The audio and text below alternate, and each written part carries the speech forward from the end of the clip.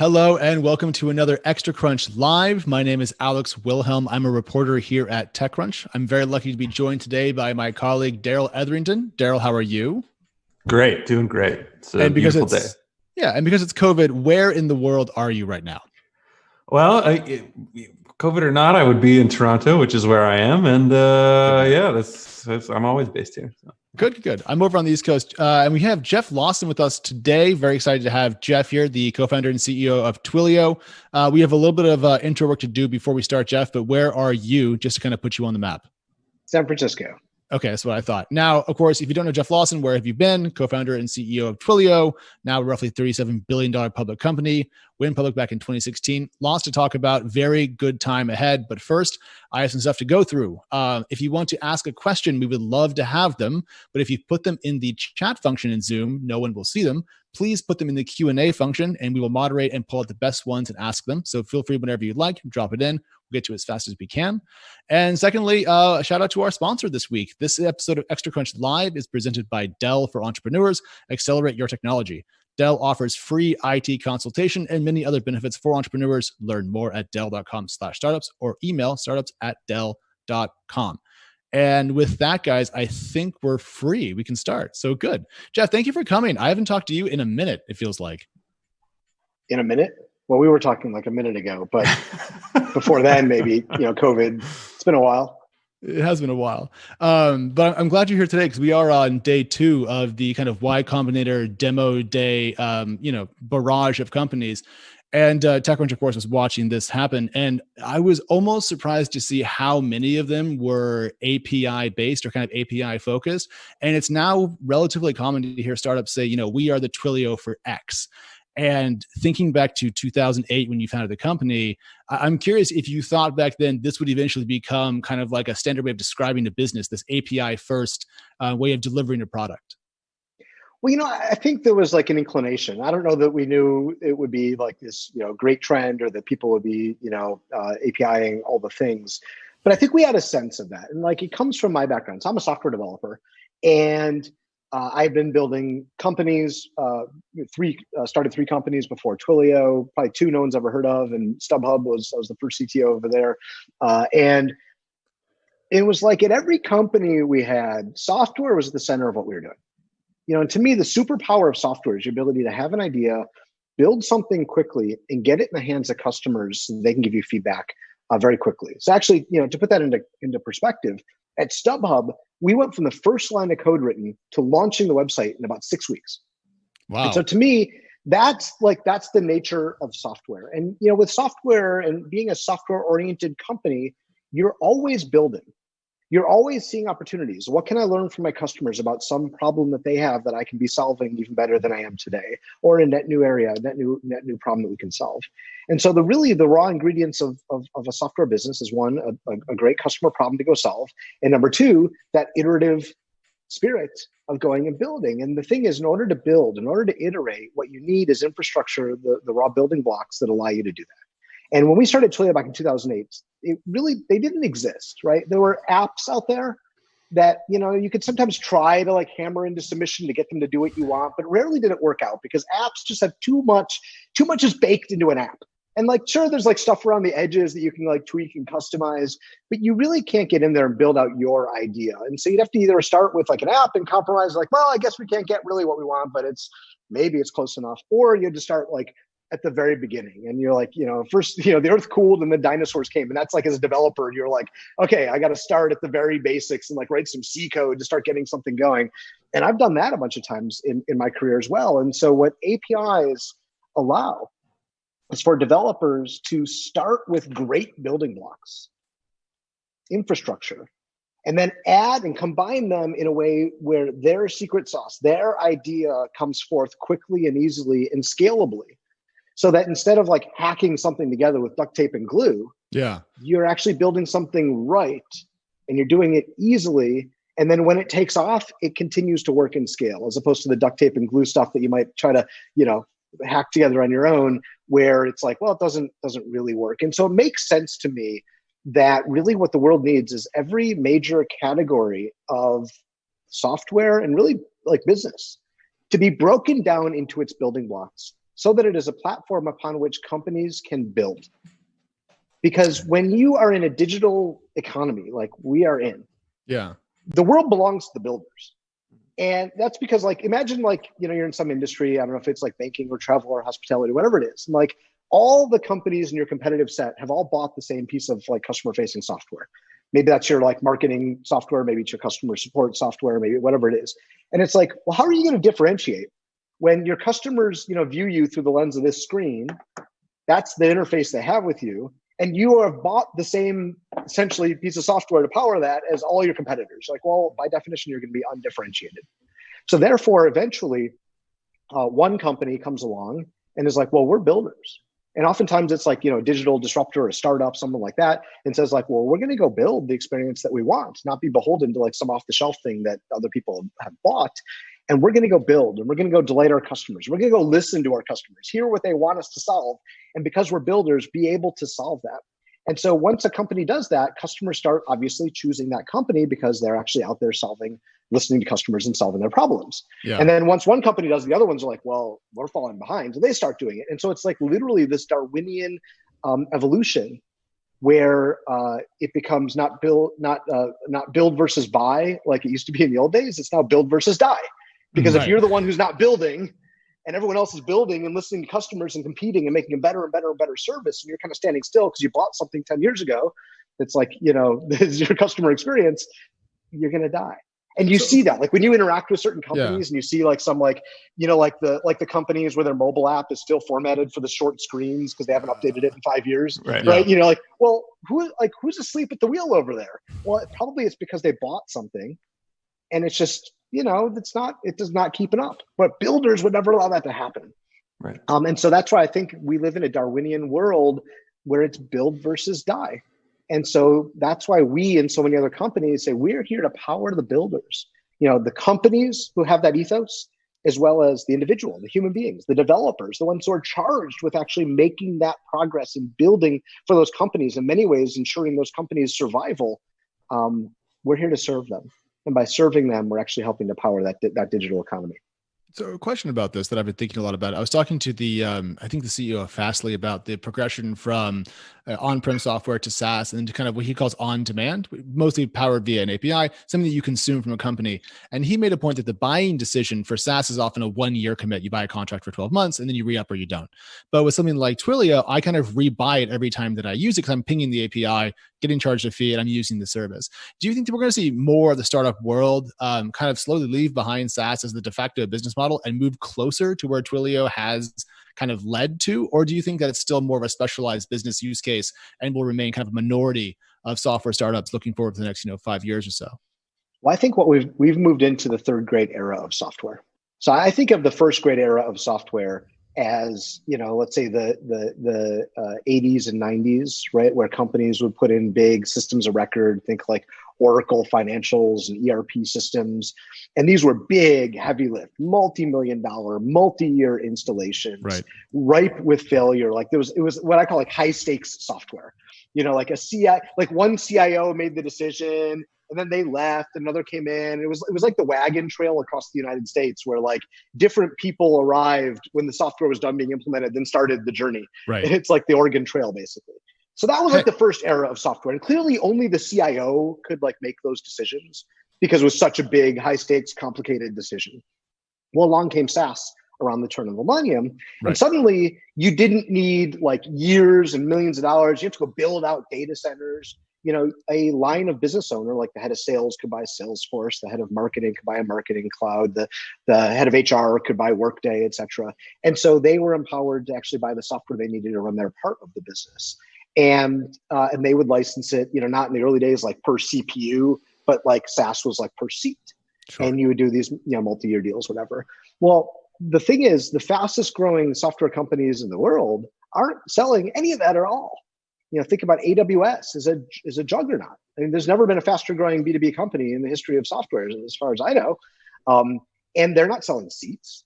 Twilio is incredibly fast growing at our scale. We're not selling seats, and many other companies like us as well. That's because what we've done is instead of selling to a line of business owner, we sell through developers. Mm-hmm. Right. And instead of selling like seats on a multi-year commitment, blah, blah, blah, we have a very small usage-based pricing model. And what's amazing about this business model is two things. First of all, it benefits customers because they can get started very easily with very little friction.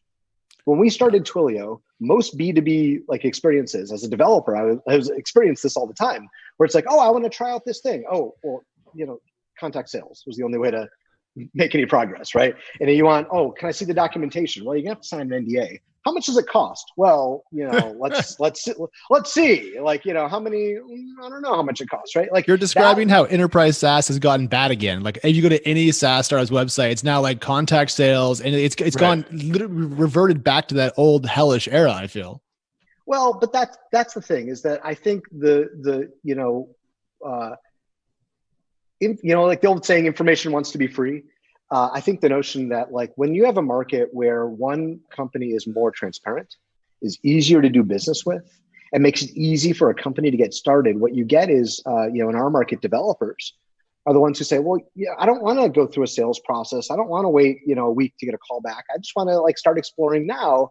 And that's why our business model is so powerful, that platform business model, which is we help developers get started incredibly easily, sign up, get started. And look, we've got a sales team too, and they're going to help customers adopt, make sure they're successful, make sure they're successful in their rollouts, and then help them with more use cases over time.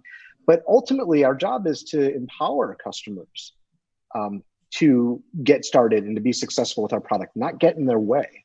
And so I think that the general trend towards like the usage-based model, where getting started can cost just dollars, and is very low friction, is very easy. Like, it's low risk. Like, you don't have to go through the annual budgeting cycle of your company to get budget and approval for some project when it costs $1. Right. Or $5. Yeah, right. And we literally see this play out where, there's I remember in the early days of Twilio, there was a customer of ours, like kind of a big enterprise customer, that said, we had this meeting where we kicked off what we thought was a 2-year project to add some, feature to the company. And the next day, a developer walked in to my office. This was the product manager, the person who owned the whole thing, walked in and said, hey, that 2-year project we embarked on? Well, I solved it yesterday afternoon with Twilio. And like, that changes the way companies build. And it takes it from like being no by default, where there's a new project. Well, we can't do it because we don't have budget yet. We don't have, it's not a high priority, or blah, blah, blah, blah, like all the things that can squash ideas. It turns them from no's into yeses, because when something literally takes an afternoon and like a few dollars to prototype, guess what makes people so excited? Progress. Yeah. And when someone says, well, we have this idea. Oh, guess what? We implemented the prototype yesterday. Wow. Well, let's see what customers think. And they'll put it out in front of a dozen customers, and the customers give them feedback. And that is how you build a software company. And that's how you embrace that software ethos. And so the usage-based pricing model, the low friction adoption model, these are things that allow experimentation and iteration to take over. And as I always love the notion that experimentation is the prerequisite to innovation. Sure. Every great innovation. Every great innovation takes a lot of trial and error, right? And so the more trial and error you enable, the more innovation you're going to have.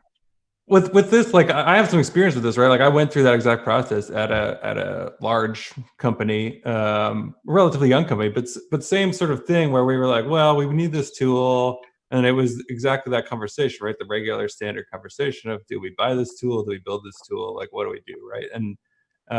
And all of our developers, their natural inclination and their appetite is to build the tool, right? But it always comes down to, when do you need this? And then you're like, and then they're like, how many? And I'm like, how much resources can you commit to this? And they're like, none. So okay, we're gonna go the buy route, right? So I mean, this was very recently, right? So like, how is that shift happening? How has it been accelerated recently? I guess, like, I know that you guys have recently talked about, you had a study about COVID-19, and you said,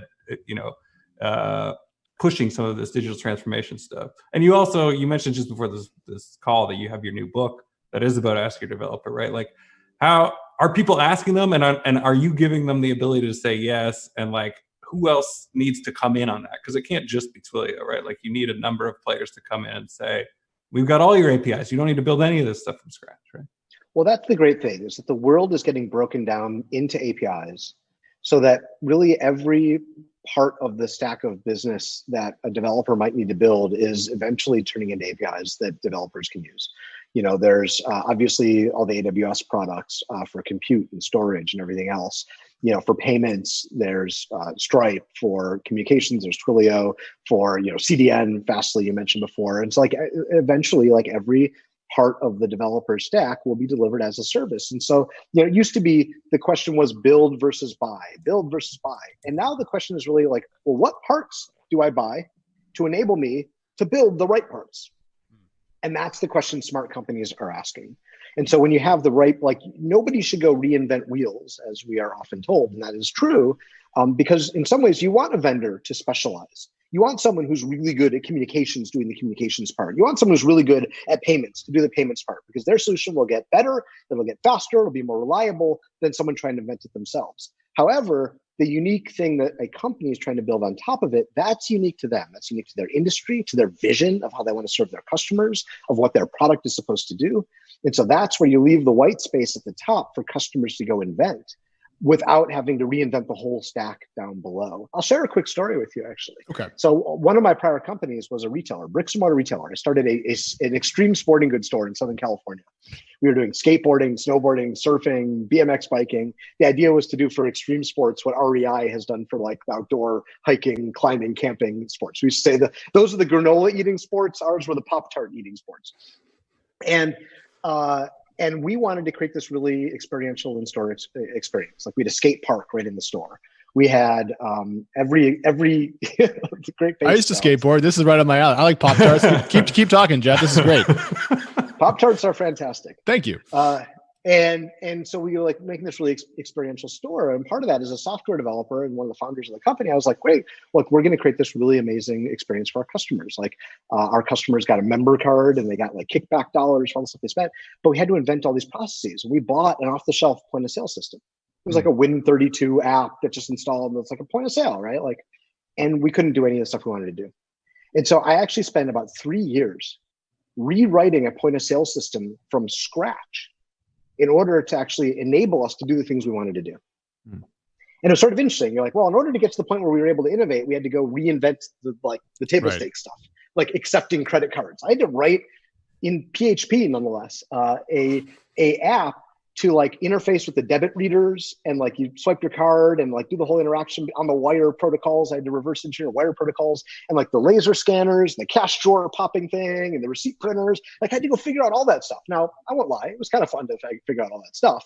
But the fact that I had to spend years kind of reinventing the basics in order to get to the point where I could actually go then innovate on top, that's the part that APIs remove, because you can buy the parts that are the table stakes and then just add your secret sauce above. And in some ways, that experience of having to go build my entire own retail management system, was point of sale, shipping and receiving, store transfers, markdowns, ordering workflows. I had to go build all that stuff just to get to the point where we could innovate. That's what APIs enable you to skip, which is incredibly powerful. Okay, so a question about this, because I've covered a number of companies that are building APIs like FalconX, Treasury Prime, Spruce, Daily.co, Skyflow, Evervault. There's a new Twilio for Africa called Termi from YC, and Doppy from earlier today. So many companies doing this. How small can you go and still build a big enough block that it's worth building versus, it's too big? There's a sweet spot between too much and too little here in the point you're making. I'm trying to figure out what's the too small barrier. Here's the thing, it's still business, right? So you're still, you still have to be addressing a large market. And so the way I think about it is, what you want is the combination of a large market, communications, huge market, $1 trillion market. Sure. Payments, huge market. Data centers, huge market. And a place where companies need more flexibility and need to invent. There's certain categories where the off the shelf is fine.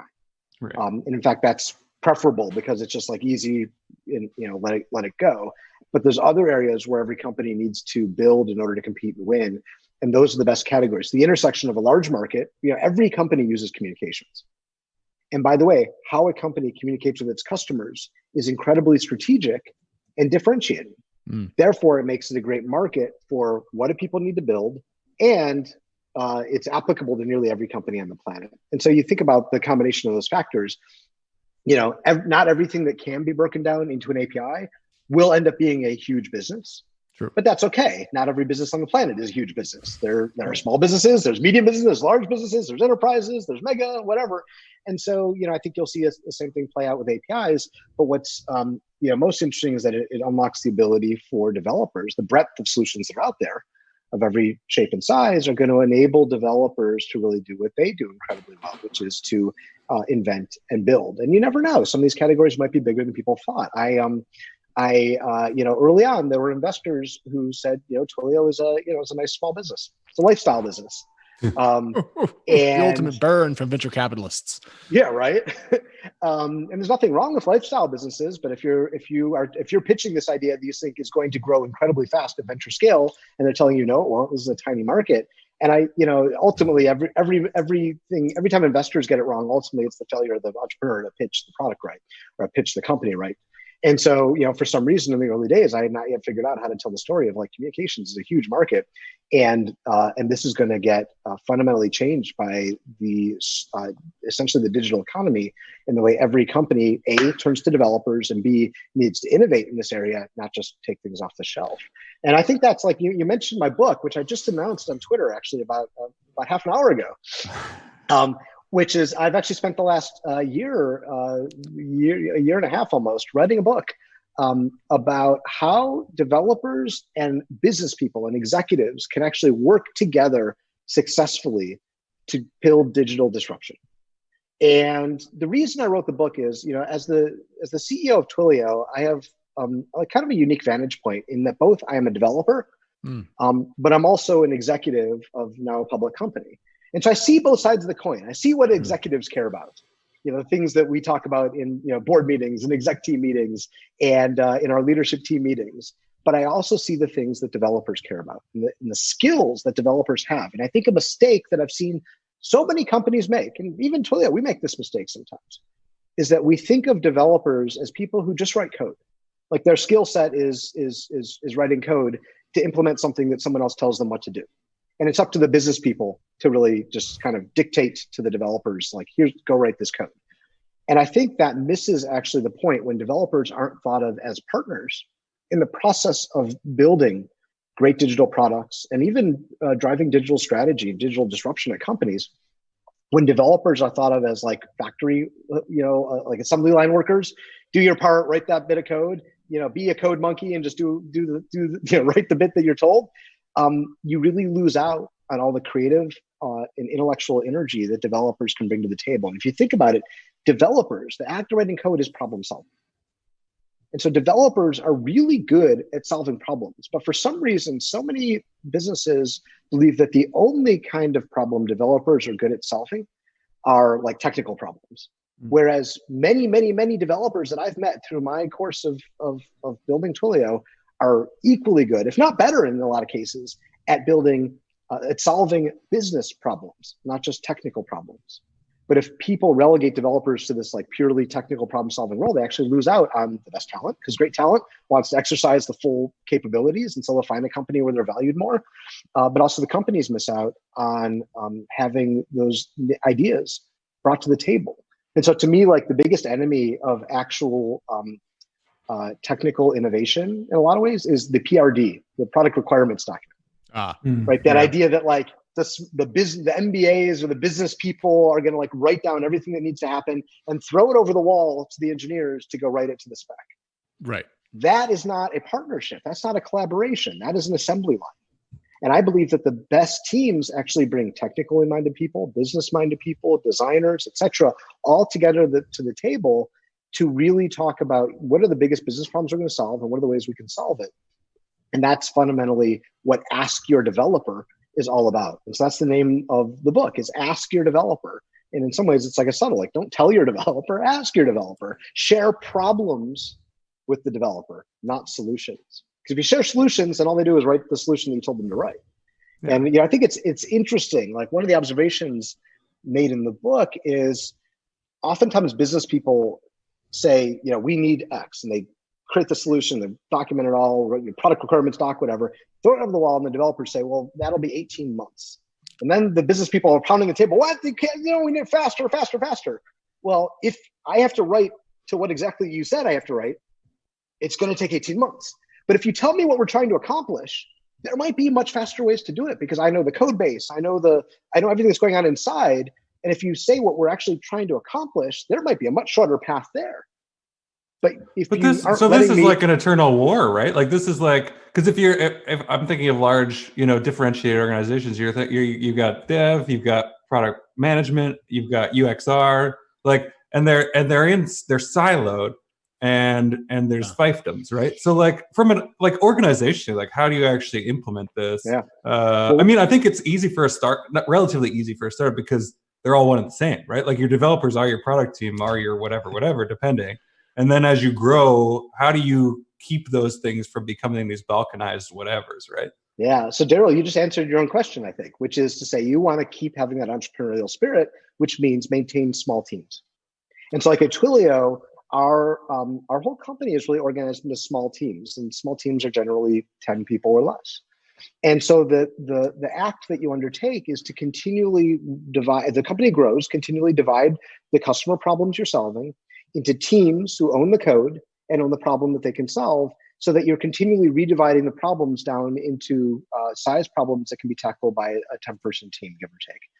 And that's the way you still get that multidisciplinary group of people who all feel this intrinsic motivation around the customer, as opposed to extrinsic, like, well, someone handed me a thing and if I want to get paid today, I got to do the thing, right? Like that's extrinsic motivation.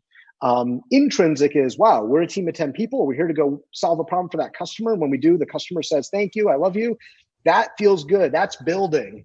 And so those small cross-functional teams, that's what really makes great companies tick. And so actually one of the chapters in the book is all about how to build small teams and how to continually, like it makes sense. You're like, oh yeah, startup, small team. But then when Twilio is about 3,500 people right now. So how do you get from like the initial 10 people to 3,500? Well, it's like this. Yeah.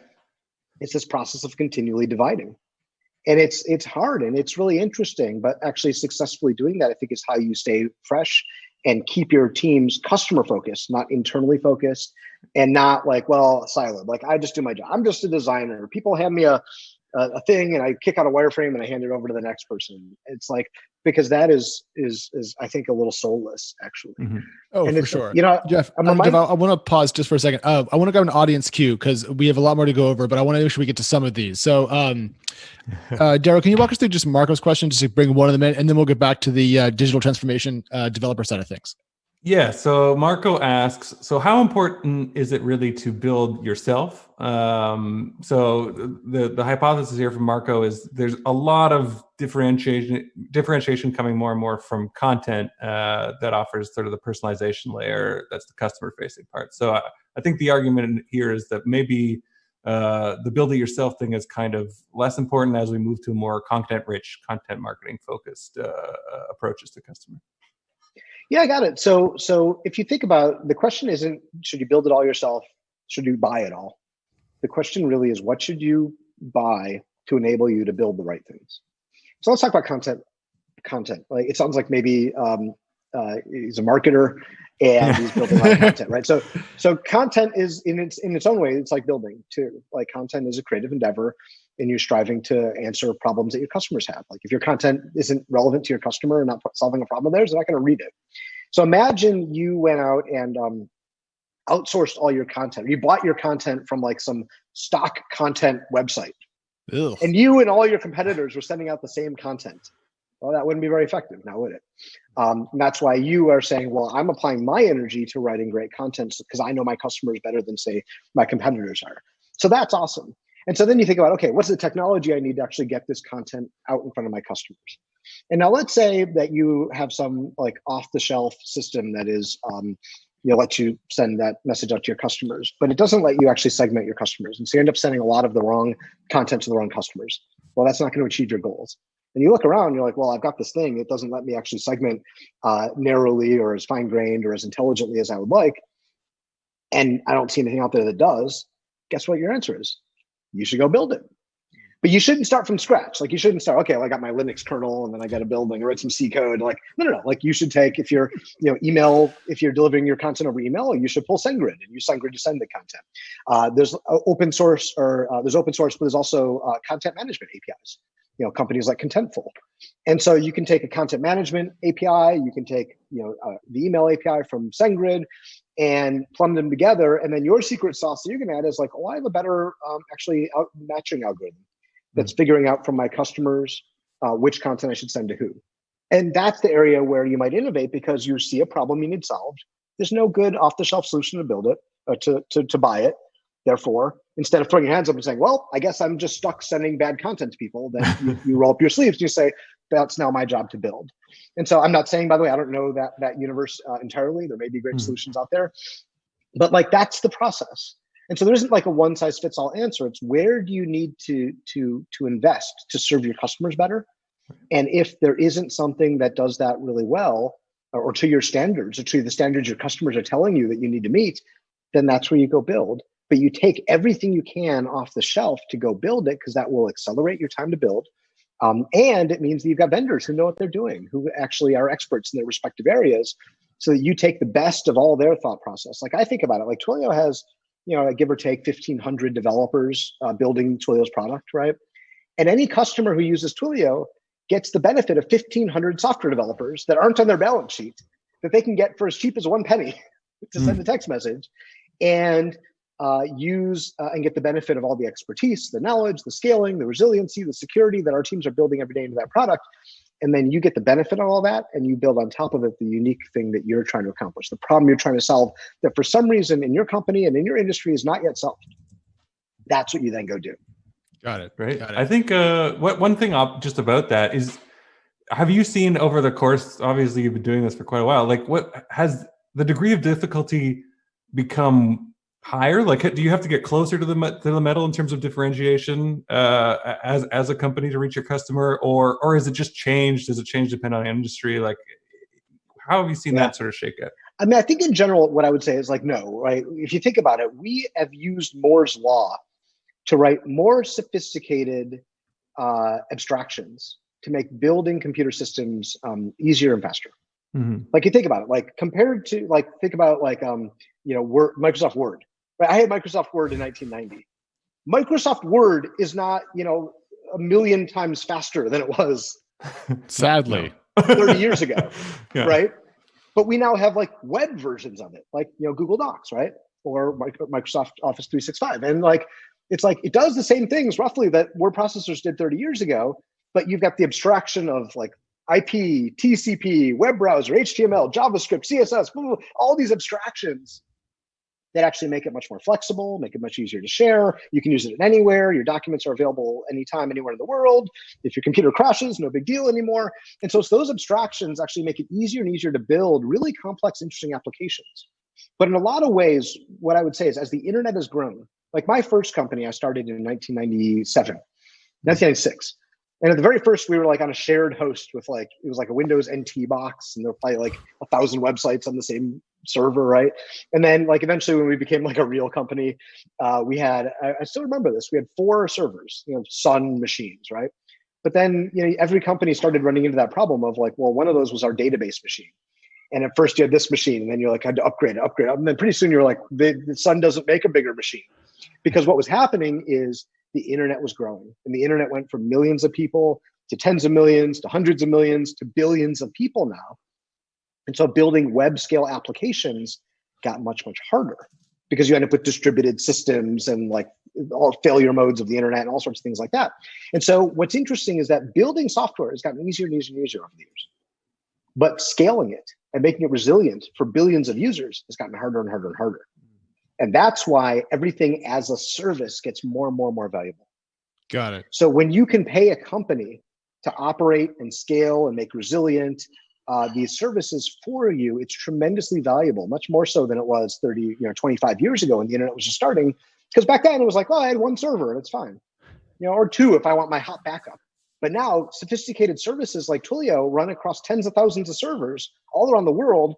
And at any point in time, those servers, like there's stuff going up and down and flapping around, networks are getting broken, backhoes are cutting things, and like the great software of the world is able to deal with all that complexity and to make it so that the appearance to a customer is it just works. And that gets harder and harder and harder as the internet is scaled. And that's also another reason why APIs as a service are so valuable. Yeah. So listening to you talk about the earlier days of the internet, it's very interesting because we're going through a different kind of acceleration right now that everyone's talking about, which is this digital transformation, which is accelerating in the COVID era. 10 years of transformation in 6 months. There's different catchphrases about this. How does this moment of change compare to that kind of early internet era? I presume it's slower, but it's also a much larger market that we're talking about. So how does it feel from your perspective, sitting atop one of these companies that is going faster now as the world changes compared to the 90s boom? I mean, that's what's interesting. Right now, the pump is primed, right? Like, so when you talk about like e-commerce acceleration, I was chatting with the CIO of a major big box retailer recently, and the CIO said they had experienced a 5-year acceleration of their e-commerce adoption in the course of essentially 6 weeks back in April, May. But if you think about it, like back in the late 90s, like people just weren't ready for e-commerce. Sure, some early adopters were, but for the most part, people weren't prepared for that. They weren't prepared to put in their credit card. They weren't, the shipping, they didn't know when things would ship or how long it would take. And they didn't know how to browse. There weren't good reviews yet. Like, nothing was really ready for mass scale, but we're ready for mass scale now. That's why COVID hitting in 2020, in many ways, the world was much more prepared than it probably would have been at any point prior. Now, look, if it had hit in 2025, we'd probably be even more prepared. But Right. I do I thought about, a lot of people I'm sure have thought about the idea, like if COVID had happened in 2005 or 2000, when we didn't have, broadband video, like we couldn't have run our companies Right. without having like always on high bandwidth, high resolution video. It would have been so much harder. E-commerce hadn't penetrated so many of the categories, so people would have still had to go out. We wouldn't have food delivery at nearly the same level we are. So the fact that like we were all accustomed to these things, video conferencing, e-commerce, delivery, etc., that when we went from using them, 10% of the time to 100% of the time, it was a change for sure, but it was something we were able to adapt to with relative ease, as opposed to the late 90s when the internet was brand new and just it was all such new territory that I think about like even my parents are able to hop on FaceTime now and we can see them, right? In the late 90s, like there's no way they could have set up video conferencing with the little like round webcam plugged into a 9-pin serial port. When they were huge back then, yeah. Yeah, and if you plugged it in while the computer was on, the whole thing crashed. Remember, like, so it's just all the infrastructure we have has enabled us to, I think, achieve this acceleration. And I think it's an acceleration. Like these are the trends that have already been driving digital transformation in pretty much every industry. It just drove them faster than anyone thought they were going to happen, because it used to be that competitive pressure is a thing that would cause you to drive digital transformation. And competitive pressure can be intense, but it's also, especially for entrenched industries, kind of slow motion. But COVID came around and suddenly those transformation efforts became existential in the order of weeks and months. And so companies had to transform in the order of weeks in order to be able to meet the demands of their digital customer bases that vastly outstripped their expectations of how quickly this would all happen. And that's where services like Twilio and other cloud services enable those companies to scale up their usage and to build for unprecedented times faster. And so I think what you saw is in some ways like a barbell outcome. I think that's a really interesting point you bring up before you move on. Oh, yeah, just that, like when you talk about that versus competition, right? Like, because competition, you can also mitigate in other ways. Like you can come up with alternative strategies to mitigate competition rather than improving your product, right? Like, and then you could do a cost benefit analysis and you go, all right, like we could do that, or we could block them over here, and then that's going to serve our purposes some other way. Like I'm not saying anybody necessarily does it. It's just part of how you do business. But if you have an external factor like COVID, like you can't go, all right, well, I guess we'll just try other mitigation factors. Like you have to invest in the product because it's a literal wall, right? It's like, well, it's interesting. It's in the competitive world, customer behaviors generally dictate the winners and the losers, right? So a better experience comes along and customers start to gravitate towards that, and then everyone else wants to catch up.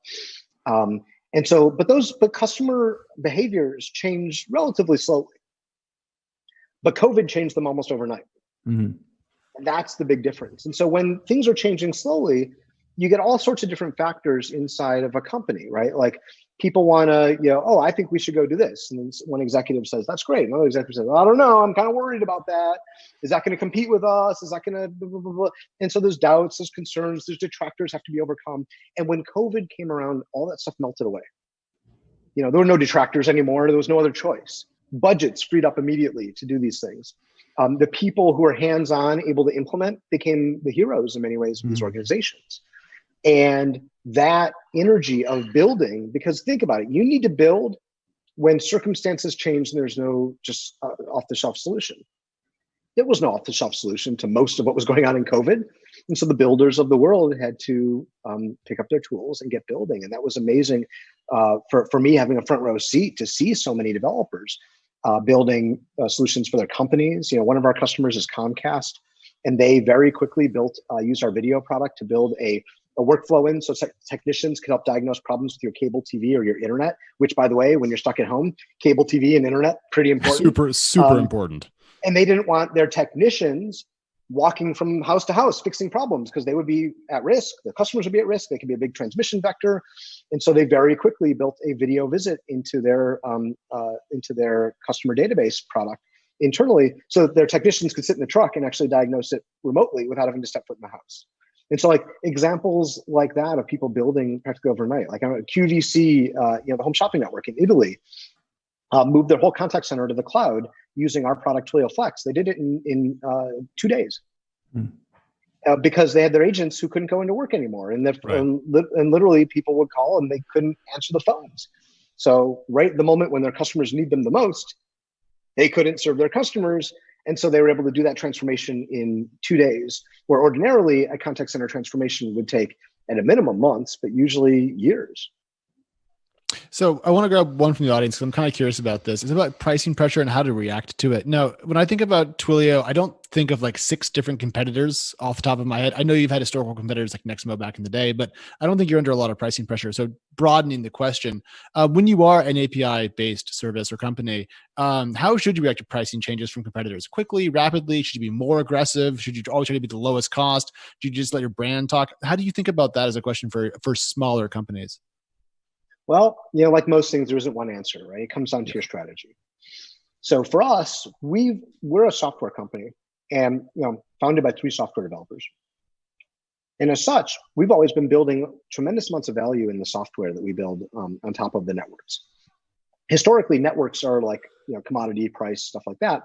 But customers value all the things we've built on top of those networks. So the APIs, how rich they are, the things you can build with them, security, high availability, SOC 2 compliance, HIPAA compliance. These things are expensive. They take investment, but customers value them. And so what you need to do is to take and invest back in your product to make it so much better in the market. So when customers come to you, they see a reason to pay a fair price for the product, as opposed to just getting into a price conversation. Because that kind of begets itself. Because if you erode your pricing prematurely, then you've got less investable gross profit to put back into the business to make the product better. And so the way I think about it, things often go one of 2 directions. When you build a superior product to begin with, that allows you to price it given the value you've created. And that should give you more investable gross profit to then continually make the product better and better and better. But if you start with a product that is inferior in the market, then what do you compete on? Well, price. Yep. So you do that, and then you've got less and you'll win some customers. I'm sure there's some customers who only care about price. Sure, you'll get some part of the market, but then you've got less investable gross profit. And so while your competitors are going like this, you're going like this, and all you do is compete more on price because you've got less to compete with, and it becomes self-fulfilling. And so the way we've thought about it is that our job is to build tremendous amounts of value in software on top of the core, the networks. And in doing so, we create tremendous value for our customers. And it's our job, therefore, to listen to customers. In some ways, it's lazy to just go the low price route because, in general, what customer doesn't want lower price? Every customer wants lower price. And if you just give it to them, though, it's actually not hard work to go figure out what customers want if all you're going to do is compete on price. The hard work is figuring out what are the big problems customers need solved, and then use your skill as product managers and as software developers and as great product development organization to go build the things that solve big problems across big parts of the market so that you can continually unlock more value and unlock more of the market, and therefore give you, again, a nice flywheel of more investable gross profit, therefore a bigger surface area, better things you can build for customers that add value. And I think that's the smarter approach, generally speaking. Now, that's not saying that's, every market is the same. Every market does have its supply demand curves and things like that. You got to pay attention to what customers are saying. But generally speaking, you hear this advice a lot from entrepreneurs, is that if you're just going to compete on price, in some ways that ends up with like a downward spiral. Got it. And so I think you need to charge your customers a fair price, but build value and use your sales and marketing to convince customers that the value that you've built with your great product development organization is worth more to them than something that doesn't have those capabilities. I just noticed the time, and we only have about 14 minutes left. So I want to jump into something that's been in my brain for a while. So I prepped the first set of questions for this chat over the weekend, and then yesterday the entire world filed to go public at once. So we've had to add a couple of questions in here. Jeff, I remember your IPO back in 2016. Like, was it June, July, somewhere in there? June, yeah. Yeah. And it feels like a very different world in which you went public versus today. We're talking about SPACs now and direct listings and all this kind of new stuff. A lot of companies just filed during an election year, a pandemic, and a recession, which is all things you're not supposed to do. I'm kind of curious, from your perspective as a public company CEO, do you generally think it's a good time to file? Do you think these companies are being a bit audacious? What's your read of the flurry of S1s yesterday? Look, the IPO is two things. It's a fundraising event and a marketing event. So as a fundraise event, if investors are, wanting to invest, then, in an IPO, it's public market investors. If they're willing to invest, then you can succeed in having a fundraising event. As a marketing event, the question is, are you able to use the IPO as an opportunity to get your name and your brand out in a bigger way, especially in front of customers? So, when we went public in 2016, no tech company had gone public since, I believe, November of 2015. Yeah. There was like the market correction that happened in early 2016, and everybody was in wait and see mode. And I remember, we were debating. We had filed confidentially in, I think, January of 2016, so we were ready to go out. And a lot of smart folks were saying, just wait, let someone else break through the barrier, and if they succeed, then you can go through the hole that they create. And I saw it differently, because I said, well, as a fundraise event, maybe that's good advice. As a marketing event, though, being the one tech IPO in 7 months is marketing gold. Because all eyes will be on us. Yeah, and everyone's going to be curious. Is it going to work or not? No one's gone public in 7 months. And so, and look, as a B2B company, Twilio is not a household name, right? Especially as a developer company, we're not a household name. And so to us, the marketing value was very big in order to get in front of new kinds of buyers, to get in front of the enterprise, and to increase the awareness of Twilio in the market. And it succeeded very well for that, because there were no other IPOs. And so I was very bored at the time. There you go. There's nothing else to cover, right? I recall vividly how boring tech was that year. And I was like, oh, thank God, Twilio, you have an IPO. And so to me, and it's like, as entrepreneurs and as founders, we're often doing things that aren't the norm. Like, everything is the norm, right? Usually there's an opportunity. So almost every entrepreneur out there, almost by definition, is probably doing something that is out of the norm. And so that tolerance for risk is something that's built into a lot of entrepreneurs. And so when I think about IPO markets, it's like, well, you just have to be practical. Is it going to be a successful fundraise event? Because that's the first thing an IPO is. And the second thing is it's a marketing event. Is it going to be a successful marketing event? Mm-hmm. And so, you think about now, it seems like the markets are open, especially for digital companies, because of this digital acceleration. And then as a marketing event, there's a lot to talk about. Hey, people going public during a pandemic, a recession, fires, brimstone, everything else that we have, right? Locusts. Can IPOs happen during locust storms? I don't know. Let's find out. And so, that's interesting. Now, the one thing that may be going against those companies is the fact that so many are going public right now that there's too much to cover. But it's all given everything in the world, I don't think that's the biggest thing to focus on. So, and then the last thing I will say is, fundraise event, marketing event, but also it's the company. Is the company ready for the scrutiny, the visibility of the public markets? And that's something that, I haven't read any of this ones. I don't know anything. Presumably all these companies have done done, checked all the boxes, crossed the I's, dotted the T's. But, like that's the thing you need to make sure. If you've got a great business that is predictable, that is poised for its next stage of growth, that's a great time to go public. But if companies are scrambling to go public because, there's a window open, quick, let's sweep everything under the rug and let's go out. Like, well, that's not going to end well. I remember on the day of our IPO, was true story. The day of our IPO, the day we our first trade, was also the day of the Brexit vote, which everybody thought was going to be a non-event, right? And through the course of the day, turned into a big event. Now, in the UK, they were not allowed to cover the Brexit vote because there's a law that says while the polls are open, you can't cover the news because they don't want to influence an election, which is actually probably pretty smart. And so I was on one of the financial TV shows in the UK, and it was a very boring news day there because they couldn't talk about the thing that was on everyone's mind. So they were talking to me, and the interviewer said, "So Jeff, are you going public because you've plateaued and it's all downhill from here?" And I was like, "Yeah, I know." I was like, and That's I a literally diss. said, "Now, by the way, after your 2-week roadshow, you're pretty tired, and I think your filter may be down." And I said, "Well, that would be a horrible reason to go public." What was their response to that? Awkward silence. Yeah, okay, that's what I thought. Like, oh, that blew up in my face. Next question. Speaking of which, Daryl. Yeah, let's we'll go back to the audience here. I think we've got some more operator-minded questions that are possibly related. But one of I've got something, by the way, for operator-minded folks out there. Yeah, Alex, you covered several months ago. I tweeted out a Twilio board deck from 2010, which I happened to. It was like I was in my email way back for some reason. I don't remember why, and I just stumbled across this board deck, and I was like, 10 years ago, that's kind of interesting. I bet people would get a kick out of this. So I tweeted it.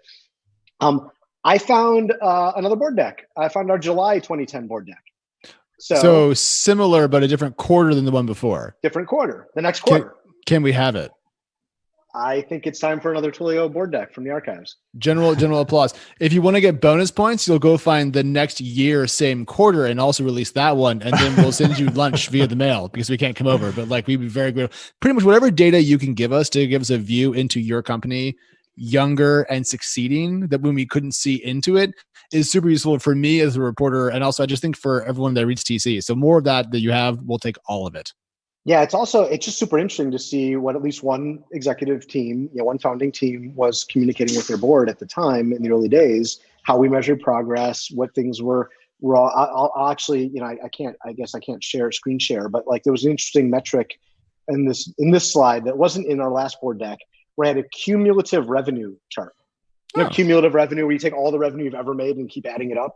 Yeah. And I remember, I'm pretty sure our board member at the time, our investor board member at the time was like, well, that's a bullshit slide. That went over like a lead balloon. It always looks up and to the right. It has to. It's cumulative, right?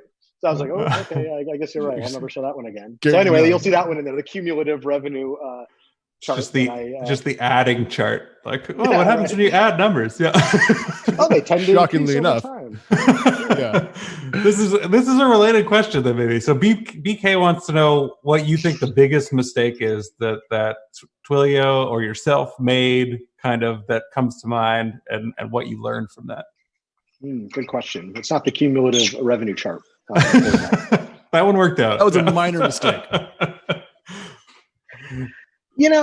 I think it's interesting, right? Like being a CEO and growing a company as the founder and progressively, like your job changes, give or take, every probably 12 months if you're growing fast.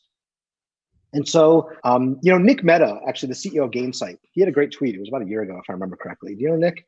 Oh, yeah. Everyone loves Nick. He's the most popular man in Silicon Valley. I don't know why, but Gainsight and Nick, he always comes up in conversations. Yeah. He had a great tweet. It was about a year ago. He tweeted, Gainsight needs a new CEO, and God, I hope it's me. Right? And there's truth to that. I think he actually put his finger on that one really nicely, which is that as the company changes, think about it, you have more people if you're growing quickly, the nature of the problems change. And so your job as a CEO, what the company needs from you continually evolves. And when you don't know it, or you know it, but you can't figure out what the company needs from you next, those are the really hard times as a CEO founder. And so first it's that recognition that however you did the job, like you need to continually evolve it. You get a new job every 12 to 18 months, whether you like it or not, if your company is growing fast. And then the question is, how quickly can you figure out what the company needs from you? And that's where staying close, listening to folks, understanding what's happening, and then evolving how you do your role is one of the most important skills that you have. And I think that for founder CEOs, there's kind of two types. There's the types who are very like bold and kind of braggy and like, outspoken. And it's like, that works for a while, but I do think that it eventually catches up with you. And my short style, Tesla stock is what I'm hearing. Here's the thing, there's the outliers for whom it works. And people have to know Steve Jobs, right? Or Elon, right? And people say, wow, it works for him and it'll work for me. Guess what? There's very few human beings on this planet. And yeah, I mean, I'll just stop there. But there's very few human beings on the planet for which truly that's the right way to lead. The vast majority of us being humble, listening, hiring people much better than us, and then trusting them, giving them a big mandate, and then trusting them and trusting their experience, and their instincts, and their intelligence. That's the way to lead. And the key thing is figuring out when is it that for some reason, like you need to change the people or change the roles that they're in, and to change your own role. Like that is really the wisdom of getting through the scaling era of a company. And so, my regrets are generally when I've been too slow to do those things. When I've been too slow to change out a leader who might not be working anymore, or too slow to recognize that I have to change my style based on the changing needs of the company. It's a very good question. So before we go, we have just time for one teeny little one here. I was prepping for this, and we talked to you back in like May about how Twilio went remote and how you already had a little kind of remote DNA in the business and how things were going pretty well, suddenly being a remote company. And then I saw you have like 26 offices around the world. So you have a huge global footprint with different kind of COVID infection rates and so forth.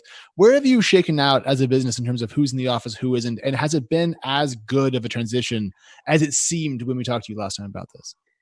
Yeah, I mean, I think generally speaking, Twilions around the world have adapted really well to remote work.